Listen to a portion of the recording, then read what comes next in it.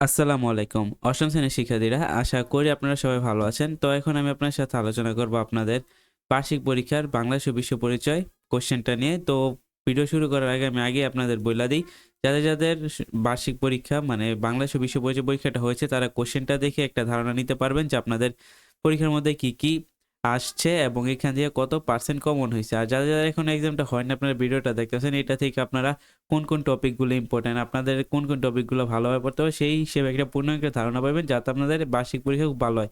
আমি কখনো বলব না যে এখান থেকে 100% আপনাদের কমন পড়বেই পড়বে। তো এখান থেকে আপনারা জাস্ট ইম্পোর্টেন্ট টপিকগুলো ধারণা নিয়ে আপনারা পরীক্ষার জন্য যেতে পারেন যেন আপনাদের পরীক্ষা ভালো হয়। যেমন আপনাদের প্রথম যেই সংক্ষিপ্ত কোশ্চেনগুলো আছে এটা দেখেন কি লিখছে। সামাজিকীকরণের প্রধান বাহন কোনটি ব্যাখ্যা করো। উন্নয়নশীল দেশে সংবাদপত্র কিভাবে সামাজিকরণের কাজ করে ব্যাখ্যা করো।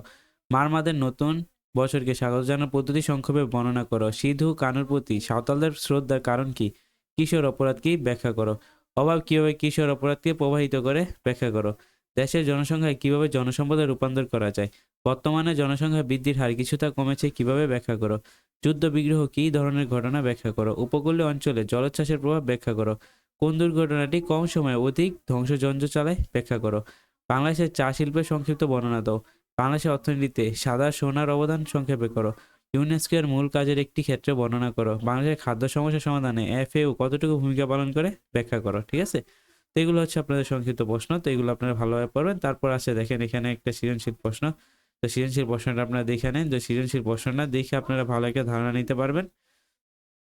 দেখেন এখানে আরেকটা সৃজনশীল প্রশ্ন নিচ্ছি। আপনারা গাইডের মধ্যে যাদের যে গাইড কিনছে দেখবেন এই যে বক্স টাইপের পরে চিত্র টাইপের যে সৃজনশীলগুলো আছে ওইগুলো একটু পড়ার ট্রাই করবেন, কারণ ওইগুলা পরীক্ষার মধ্যে আইসা পড়ে। ঠিক আছে, আচ্ছা। তারপর এই যে এখানে সোহাগ অষ্টম শ্রেণী, এটা মেবি বই সৃজনশীল, তো আপনারা বই থেকে এটা ভালো করে পড়ে নিন। তারপর একটি সেমিনারে প্রধান বক্তা হলেন বাংলার জনসংখ্যা বৃদ্ধি সবার জন্য নিশ্চিত করা হয়েছে, নারী ক্ষমতায়ন, চিকিৎসা সেবা সহ অনেক ধরনের কাজ করছে। তারপর ক নাম্বারটা কি, জনসংখ্যা নীতি কি। আচ্ছা, এই কোশ্চেনটা আমরা দেখে নেন। তো এখানে কোশ্চেনগুলো আমি আস্তে আস্তে স্ক্রল করে যাচ্ছি, আপনারা এখান থেকে দেখে নেন। আপনাদের কার কত পার্সেন্ট এখান থেকে কমন পড়ে সেটা আমাকে কমেন্টে জানাই যাবেন। ঠিক আছে, এই হচ্ছিল আপনাদের মোট 8টা সৃজনশীল। আর উপরে তো আপনাদের সাথে সাথে আমি সংক্ষিপ্ত কোশ্চেনগুলো শেয়ার করলামই। তো আশা করি আপনারা এখান থেকে ভালো একটা ধারণা পাইছেন। আর ভালো একটা ধারণা পাওয়ার মাধ্যমে আপনারা এখান থেকে যেই ইম্পর্টেন্ট সৃজনশীলগুলো আপনারা দেখতে পাইছেন, তো এইগুলো আপনারা ভালোভাবে পড়বেন যেন আপনাদের এক্সাম ভালো হয়। আল্লাহ হাফেজ।